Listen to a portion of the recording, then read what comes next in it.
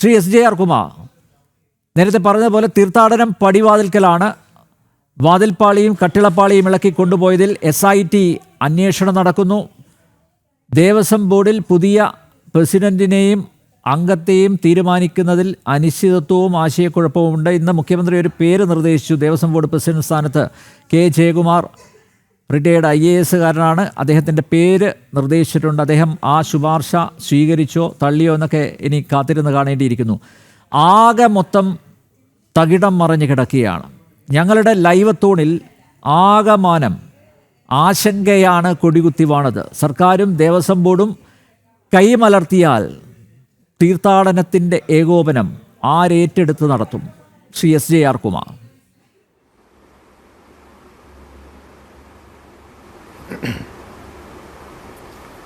തീർച്ചയായിട്ടും ഒരു ആശങ്കാജനകമായ ഒരു അവസ്ഥയിലാണ് ഈ പ്രാവശ്യത്തെ മണ്ഡല മകരവിളക്ക് തീർത്ഥാടനം ആരംഭിക്കുന്നതെന്ന് പറയേണ്ടി വരും. കാരണം ഇന്ന് ജനം TV-യിൽ ഈ പറഞ്ഞ എരുമേലിയിലും പമ്പയിലും നിലയ്ക്കലും ഒക്കെയുള്ള മുന്നൊരുക്കങ്ങളുടെ അഭാവത്തിൽ ആണെങ്കിലും അല്ലെങ്കിലും അവിടെ ഇപ്പോൾ നിലനിൽക്കുന്ന അവസ്ഥ എന്താണെന്നൊക്കെ നമുക്ക് കാണാനിടയായി. എനിക്ക് തോന്നുന്നു കാണിച്ചതിൽ പന്തളത്ത് മാത്രമേ ഉള്ളൂ കുറച്ചെങ്കിലും ചില കാര്യങ്ങൾ. എനിക്ക് തോന്നുന്നു അവിടെ പന്തളത്തെ മുനിസിപ്പൽ അധികാരികൾ, അവിടുത്തെ ജനപ്രതിനിധികളെ കുറച്ച് കാര്യക്ഷമമായിട്ട് പ്രവർത്തിക്കുന്നുണ്ടായിരിക്കാം. ചില കാര്യങ്ങൾ നടക്കുന്നു. അവിടെ പൂർണ്ണമായിട്ട് എല്ലാം തയ്യാറായെന്ന് പറയാറായിട്ടില്ല. തയ്യാറാകുമെന്നാണ് അവർ പറയുന്നത്. എന്തായാലും മറ്റുള്ള സ്ഥലത്തെ പ്രത്യേകിച്ച് ഈ എരുമേലിലേക്ക് കാഴ്ച സത്യം പറഞ്ഞാൽ ഈ ജനങ്ങൾ പേട്ടയൊക്കെ തുള്ളി വന്ന് ആ മുങ്ങി കുളിക്കേണ്ട ആ ചെറിയ നദി, ഒരരുവി, അതിൻ്റെ അവസ്ഥയൊക്കെ വളരെ പരമദയനീയമാണ്.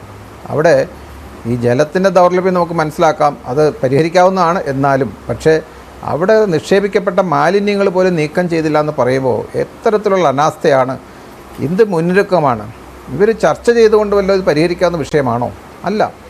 കാരണം ഇത് ഓരോ തീർത്ഥാടന സമയം കഴിയുമ്പോഴും വേണ്ട തരത്തിൽ ശുദ്ധീകരിക്കണം.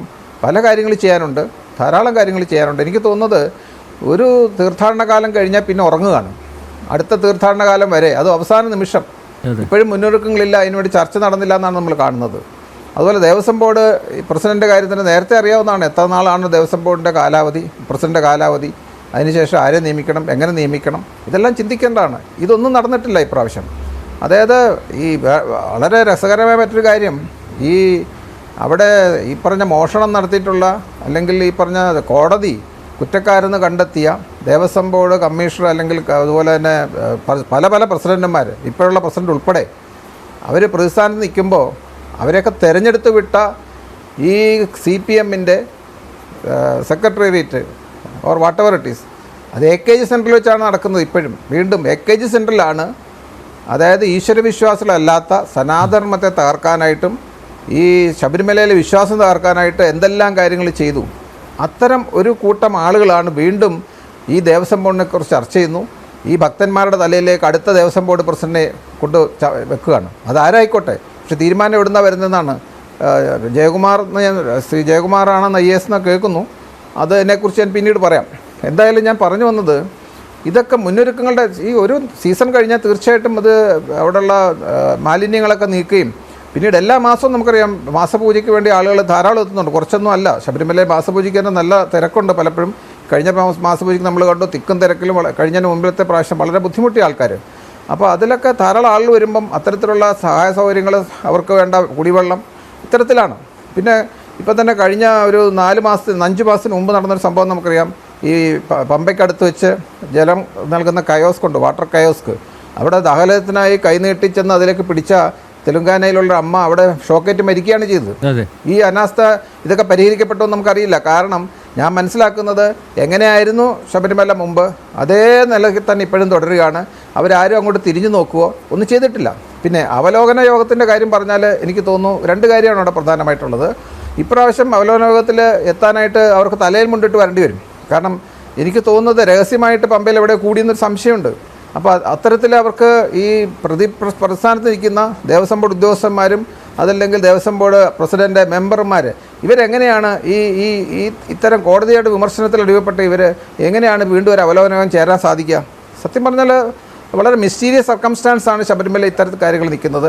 അത് പരിഹരിക്കപ്പെടണം. രണ്ടാമത്തെ ഒരു വിഷയം, ഈ കാലാകാലങ്ങളായിട്ട് ഇവർ അവലോകനം 1 2 10 എത്രയോ പ്രാവശ്യം കൂടുന്നു, അതിനുവേണ്ടി എന്തെല്ലാം ചിലവാക്കുന്നു, അതിനുവേണ്ടി എത്രയോ പേരെ വിളിച്ചു കൂട്ടുന്നു, വിദഗ്ധന്മാരെന്നും അല്ലെന്നും ഒക്കെ പറഞ്ഞിട്ട്. പക്ഷേ എന്തെങ്കിലും നടന്നിട്ടുണ്ടോ? ഈ അവലോകന യോഗം നടന്നിരിക്കുന്ന വർഷങ്ങളിൽ പോലും നമുക്കൊക്കെ അറിയാം അവിടെ എന്തെല്ലാം പ്രശ്നങ്ങളാണ്. ഈ പറഞ്ഞ് ഇന്നിപ്പോൾ അവിടെ എന്തെല്ലാം നമ്മൾ കാണുന്നോ അതേ അവസ്ഥയിലാണ് അവലോകന യോഗം ചെയ്ത് തീരുമാനമെടുത്തിട്ട് പോലും നടപ്പാക്കാത്ത ശബരിമല കഴിഞ്ഞ കുറേ വർഷങ്ങളായിട്ട് നമ്മൾ കാണുന്നത്. അതല്ലെങ്കിൽ എങ്ങനെയായിരിക്കും ഇത്രത്തോളം ഭക്തർക്ക് ബുദ്ധിമുട്ടുണ്ടാകുക?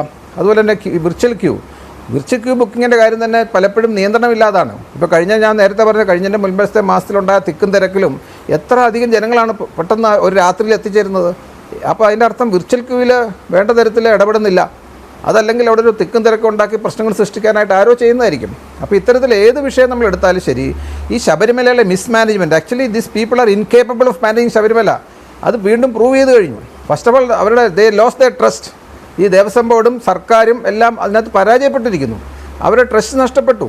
കോടതി വിമർശിക്കുന്നു എല്ലാവരെയും. അവിടെ താഴെത്തട്ട് മുതൽ പുറത്തുനിന്ന് വന്ന ആളുകൾ മുതൽ അവിടെയുള്ള താഴെത്തട്ട് പോലുള്ള ദേവസ്വം ബോർഡ് പ്രസിഡൻറ്റും മന്ത്രി വരെയുള്ളവർ ഇന്ന് കുറ്റവാളികളെ പോലെ നിൽക്കുകയാണ്.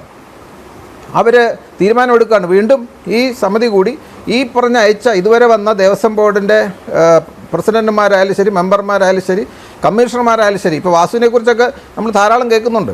എങ്ങനെയാണ് വാസു അവിടെ വന്നത്, എങ്ങനെയാണ് നിയമം തെറ്റിച്ചു വന്നത്? എനിക്ക് തോന്നുന്നു ഈ കമ്മീഷൻ നിയമനം IAS ആയിരുന്നത് മാറ്റിയത് അച്യുതാനന്ദ ഗവൺമെൻറ് സമയത്താണെന്നാണ് ഞാൻ മനസ്സിലാക്കുന്നത്. അല്ല, ഇപ്പോൾ അല്ല, അത് കമ്മ്യൂണിസ്റ്റ് ഭരണം വന്നതിന് ശേഷം ഇത്തരം കാര്യങ്ങളാണ് ചെയ്യുന്നത്. അവരുടെ പിണിയാളുകളെ തിരികെ കയറ്റാനായിട്ടുള്ള പല തന്ത്രങ്ങൾ കൊണ്ടുവരികയാണ്.